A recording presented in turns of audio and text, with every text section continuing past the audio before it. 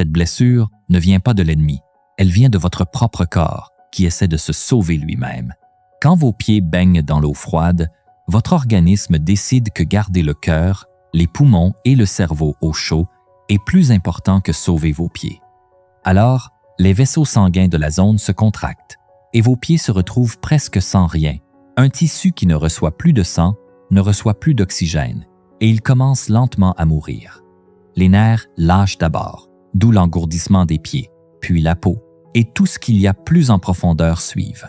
L'eau est la pièce maîtresse du mécanisme, parce qu'elle retire la chaleur du corps environ 25 fois plus vite que l'air. Un pied mouillé continue donc à perdre sa chaleur, même par temps relativement doux. Rester immobile aggrave encore les choses, parce que ce sont les muscles en mouvement qui renvoient le sang vers le haut depuis les pieds. Et des bottes trop serrées empirent encore la situation, en comprimant ce qu'il reste de circulation. De l'eau froide, l'immobilité, des bottes trop serrées, tout ça sur les mêmes 2 pieds pendant des jours, voilà l'arme. Et avant de penser qu'il s'agit juste de gelures sous un autre nom, ce n'est pas le cas. Les gelures, c'est la chair qui gèle littéralement, avec formation de glace dans les tissus.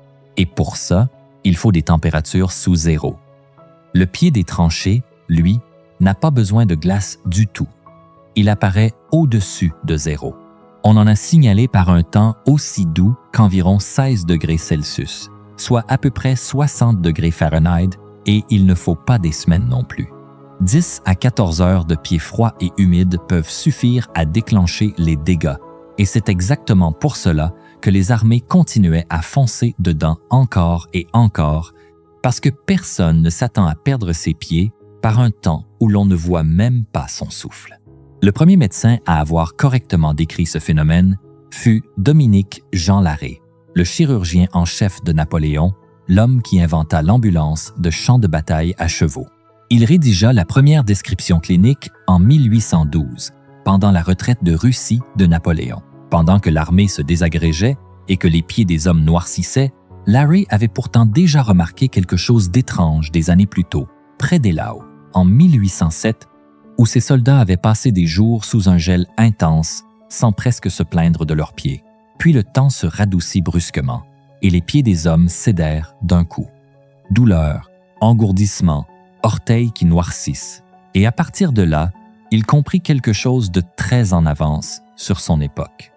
Le froid prépare la blessure, mais les pires dégâts arrivent avec la chaleur soudaine. Les hommes qui se tassaient autour des feux de camp, avec les pieds engourdis, développaient la gangrène le plus vite. Alors, Larrey ordonna de frotter les membres engourdis avec de la neige ou du brandy camphré, au lieu de les réchauffer devant un feu. Et le réchauffement lent et prudent reste encore aujourd'hui le traitement, plus de 2 siècles plus tard. Rappelez-vous ces feux de camp, parce que cette leçon va revenir sans cesse. Pendant les 100 années suivantes, le problème réapparut partout où des soldats restaient debout dans l'eau froide et il n'eut même pas son propre nom. Les médecins militaires l'enregistraient simplement comme des gelures, même quand il faisait clairement au-dessus de zéro. Pendant la guerre de Crimée, durant l'hiver 1854-1855, l'armée britannique devant Sébastopol comptabilisa 1924 cas de gelure et 457 morts, soit environ un homme sur 4. Les chirurgiens notèrent que l'essentiel des dégâts survenait par 4 à 10 degrés Celsius chez des hommes debout dans une boue jusqu'aux genoux, avec des bottes mal ajustées. L'hiver suivant, avec une meilleure nourriture, un meilleur abri et quelques mesures de prévention basiques, la même armée n'enregistra plus que 474 cas et 6 morts. Donc, la réponse existait déjà en 1856.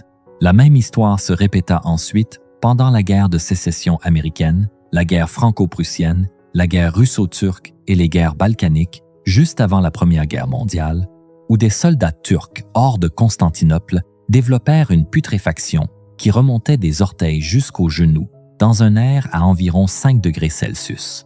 Les chiffres de ces guerres plus anciennes sont approximatifs, mais le schéma n'a jamais changé. Des pieds mouillés au-dessus de zéro et des hommes qui perdaient leurs pieds ou leur vie sans la moindre blessure de combat. Nous sommes donc à l'automne 1914. L'avance allemande est stoppée sur la Marne. La guerre de mouvement meurt et en novembre, une ligne continue de tranchées s'étire de la frontière suisse à la mer du Nord. Et l'endroit le plus infernal à creuser sur toute cette ligne, c'était la Flandre, là où se trouvait une grande partie du secteur britannique. Ce terrain se situe à peine au-dessus du niveau de la mer, dans le bassin de la Lys, avec une couche d'argile sous la terre végétale que l'eau ne traverse pas. Donc, on creuse à 60 ou 90 cm et on tombe sur l'eau. Puis, la pluie est arrivée. La Lys est montée d'environ 2 mètres au-dessus de son lit et de longues portions de tranchées ont tout simplement été abandonnées à l'eau. Certaines sections inondées étaient fermées aux 2 extrémités, épuisées à l'aide de seaux et tenues comme des îlots. Pas encore de caillebotis, pas d'abri correct et des parapets en terre détrempée qui se désagrégeaient. Les hommes restaient dans l'eau jusqu'aux genoux, parfois jusqu'à la taille, dans des bottes de cuir qui se gorgeaient d'eau et le restaient pendant des jours, sans aucun endroit pour sécher quoi que ce soit. Dans les secteurs les plus affreux, il fallait relever les hommes 2 fois par jour, parce qu'aucun être humain ne pouvait tenir plus longtemps. Un soldat britannique, Arnold Ridley, écrivait que les hommes étaient tellement épuisés que rester exposés sous le feu paraissait presque préférable à la tranchée inondée parce que la mort signifiait au moins le sommeil. En janvier 1915, la seule première armée britannique enregistrait déjà une moyenne d'environ 2144 hommes malades par jour, et on peut voir l'épidémie arriver mois après mois dans les propres rapports médicaux de l'armée. Août 1914, un seul cas de blessure par le froid signalé en France. Septembre, 1. Octobre, 11. Novembre, 1, 555. Décembre, 4023. À la fin de ce premier hiver, plus de 20 000 soldats britanniques avaient été soignés pour cela, et un bataillon perdit 400 hommes en seulement 2 jours, beaucoup de cas se terminant par une amputation. Au début, personne ne savait même comment appeler ça. Les journaux au pays parlaient d'une épidémie de gelure, et des noms comme waterbite, mudbite ou trench frostbite furent essayés avant que tout le monde se mette d'accord sur celui qui est resté, le pied des tranchées. Les médecins remarquèrent aussi quelque chose qui confirmait que l'eau, et non le froid, était le vrai ennemi, parce que les cas atteignaient un pic pendant les mois humides d'octobre et novembre, baissaient quand décembre gelait l'eau en bloc, puis remontait avec le dégel. Le gel, en réalité, était le temps le plus sûr, si vous pouvez croire ça. Voici maintenant ce que cela faisait à un homme, étape par étape. D'abord, les pieds deviennent froids, puis engourdis. Et l'engourdissement est le piège, parce qu'on ne sent plus du tout que quelque chose ne va pas.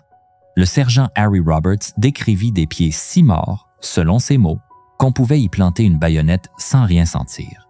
Ensuite vient le gonflement. Les pieds enflaient à 2 ou 3 fois leur taille normale, au point que les bottes ne pouvaient plus être retirées et devaient être découpées. Et une fois les bottes enlevées, l'homme ne pouvait généralement plus les remettre. Il se retrouvait donc pieds nus dans une tranchée inondée au milieu de l'hiver. La peau rougit, puis devient bleue, puis, dans les pires cas, noire quand les tissus meurent. Des cloques et des plaies ouvertes apparaissent, et dans les cas avancés, la chair se met à pourrir alors que l'homme est encore vivant. C'est la gangrène. Du tissu mort qui se décompose alors qu'il est encore attaché à vous, et ça sent. Les hommes dans les tranchées le sentaient chez les autres. Une fois ce stade atteint, les médecins ne pouvaient plus vraiment faire grand-chose. Il n'existait aucun remède. Et d'ailleurs, il n'en existe toujours pas.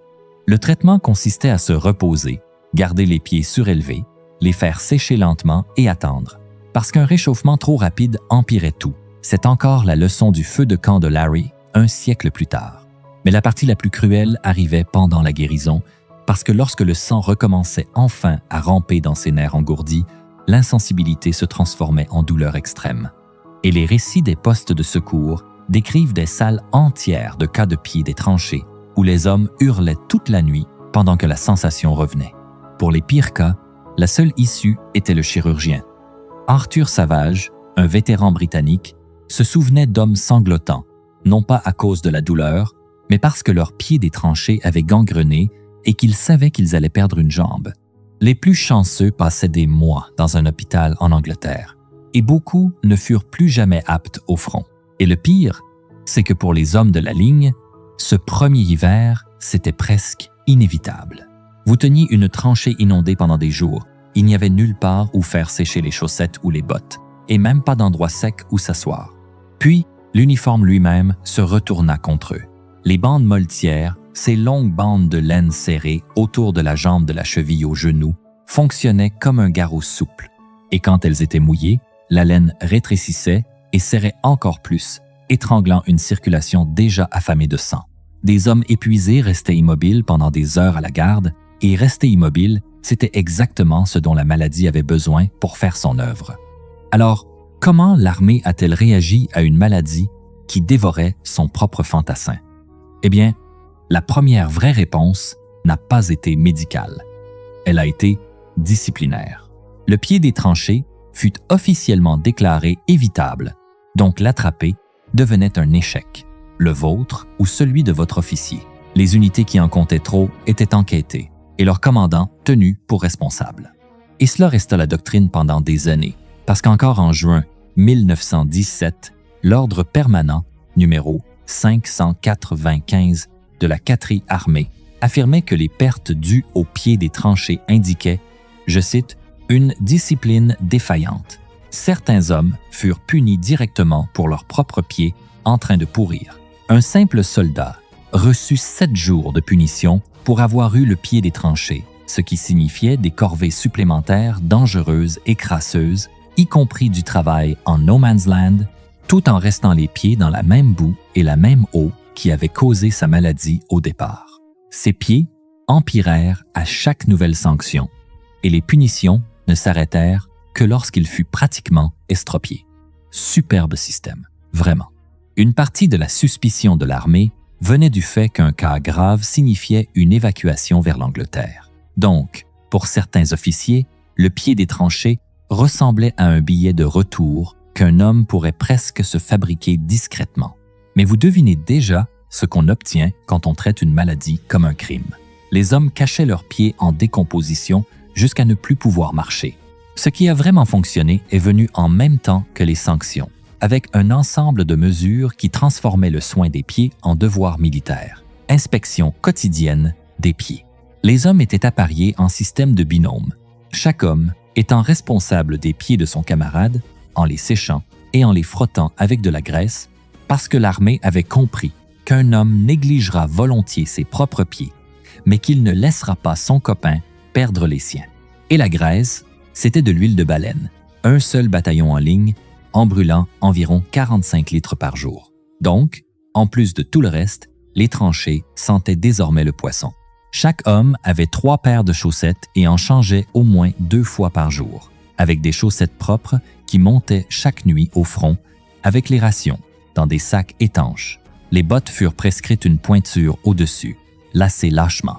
Les bandes moltières finirent par être interdites dans les tranchées et des cuissardes en caoutchouc furent distribuées dans les secteurs les plus humides. Ensuite, on reconstruisit les tranchées elles-mêmes pour sortir les hommes de l'eau avec des caillebotis, ces passerelles en bois posées au fond des tranchées, des pompes et des puisards de drainage qui faisaient descendre l'eau, des braseros et des salles de séchage à l'arrière et un temps d'exposition limité à 24 ou 36 heures dans les secteurs les plus inondés. Et remarquez qu'aucune de ces mesures ne guérissait quoi que ce soit. Elle rendait juste les pieds plus secs pendant quelques heures de plus dans la journée, mais c'était suffisant. Pendant l'hiver 1910 à 7 à 1910 à 8, les cas avaient chuté à une fraction de ce qu'ils avaient été lors du premier hiver, même si l'armée en France était bien plus nombreuse. Le bilan britannique qu'on cite le plus souvent pour toute la guerre tourne autour de 75 000 hommes hospitalisés pour pieds des tranchées et gelures sur le front occidental, l'immense majorité venant des 2 premiers hivers. Donc, en 1918, le problème était réglé. La réponse était écrite dans les ordres et dans les manuels, et toutes les armées du monde pouvaient la lire. Gardez cela en tête pour ce qui va suivre, parce que 25 ans plus tard, l'armée américaine dut tout réapprendre depuis zéro. Mai 1943, l'île d'Attu, dans les Aléoutiennes au large de l'Alaska, où les troupes américaines débarquèrent pour reprendre l'île aux Japonais. Les combats durèrent moins de 3 semaines, dans le brouillard, la pluie, des vents atteignant 190 km/h et une toundra détrempée et glacée, tandis que les soldats avançaient dans des bottes de cuir standards qui prenaient l'eau immédiatement. Les Japonais tuèrent 549 Américains et en blessèrent 1048. La météo fit plus de 2100 victimes, dont environ 1200 blessures graves dues au froid, la plupart étant du pied des tranchées. Autrement dit, le temps a battu la garnison ennemie et c'était devenu assez grave pour que certains hommes arrachent des vêtements à des soldats japonais morts parce que c'était mieux que ce qu'on leur avait donné. Un capitaine américain résuma toute la maladie en une phrase, en disant que ceux qui souffraient étaient ceux qui ne bougeaient pas, ceux qui restaient dans leur trou avec les pieds mouillés.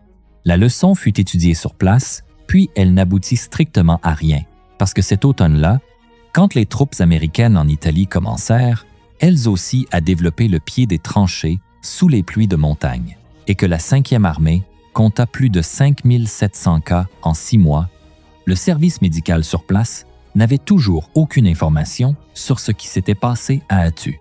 Les rapports rédigés en Italie mirent ensuite tellement de temps à traverser le système qu'ils n'arrivèrent au commandement en Europe du Nord qu'environ 1 an plus tard. Vous savez, juste à temps pour ne servir à rien, ce qui nous amène à la plus grande catastrophe de pied des tranchées du 20e siècle. À l'automne 1944, la poussée de l'armée américaine vers l'Allemagne rencontra l'hiver européen le plus froid et le plus humide depuis 30 ans, et elle le rencontra sans y être préparée. Et cette fois, la cause était un pari pris tout en haut. Les lignes de ravitaillement depuis la Normandie étaient saturées, alors le général Omar Bradley choisit de faire remonter d'abord les munitions et le carburant plutôt que les vêtements d'hiver, en pariant que la guerre se terminerait avant l'hiver. Il appela plus tard cela, je cite, « un risque calculé ». Eh bien, la ligne allemande tint, la pluie continua de tomber et l'addition retomba sur le fantassin. Les premiers cas de pied des tranchées furent signalés le 9 novembre 1944 et en mars, l'armée américaine en Europe avait enregistré environ 71 000 victimes de blessures dues au froid, de quoi équiper des divisions entières, soit à peu près une admission médicale sur 20. Et le matériel existait. Le shoepack, une botte à semelles en caoutchouc avec tige en cuir qui fonctionnait réellement, fut commandé trop tard et en trop petite quantité. Sur les 2 millions de sacs de couchage promis pour l'hiver, 57 000 seulement étaient arrivés à la mi-septembre. Et une enquête menée dans un hôpital pendant la bataille des Ardennes montra que 38% des patients victimes du froid n'avaient même jamais reçu de surbotte. 9 victimes sur 10 étaient des fusiliers de première ligne, le seul type de soldat qu'on ne remplace pas rapidement. Dans la 3 armée de Patton, en novembre, pour 100 blessés de combat évacués, 60 hommes de plus étaient touchés par des blessures dues au froid. Et dans au moins un régiment, les pertes dues au pied des tranchées dépassèrent les pertes de combat. Alors, qu'ont-ils fait? Ils ont ressorti le manuel britannique de 1915, presque ligne par ligne. Le 9 novembre, le même jour où les premiers cas furent signalés, Patton publia une directive déclarant que la menace la plus sérieuse pour son armée n'était pas l'ennemi, mais la météo. Les chaussettes sèches commencèrent à remonter avec les rations quotidiennes, exactement comme en Flandre. Les inspections des pieds revinrent, les hommes furent relevés pour sécher, et en janvier 1945, la prévention des blessures dues au froid devint officiellement une responsabilité de commandement et les cas diminuèrent à nouveau. Mais pour les hommes déjà touchés, les chiffres étaient laids.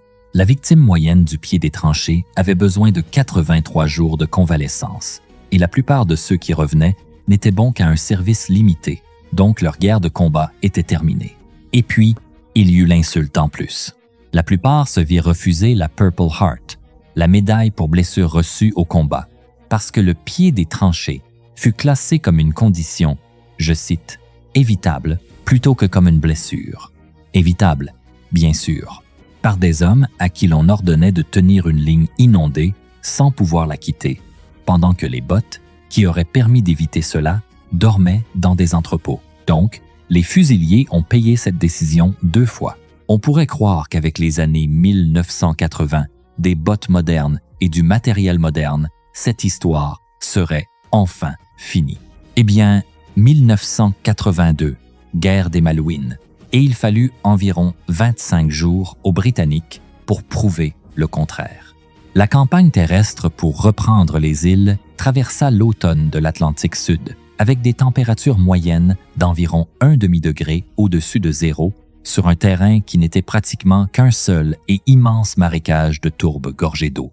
La Force perdit la plupart de ses hélicoptères de transport quand le navire qui les transportait fut coulé. Alors, les Royal Marines et les paras traversèrent l'île à pied, emportant des charges d'environ 45 kilos, trempées dès le débarquement, se mettant à couvert du tir d'artillerie dans des trous à moitié inondés creusés dans la tourbe. Ça vous rappelle quelque chose?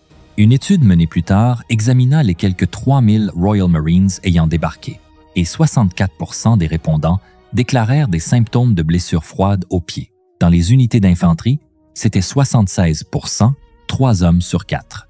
Et voici le détail qui devrait inquiéter toutes les armées de la planète.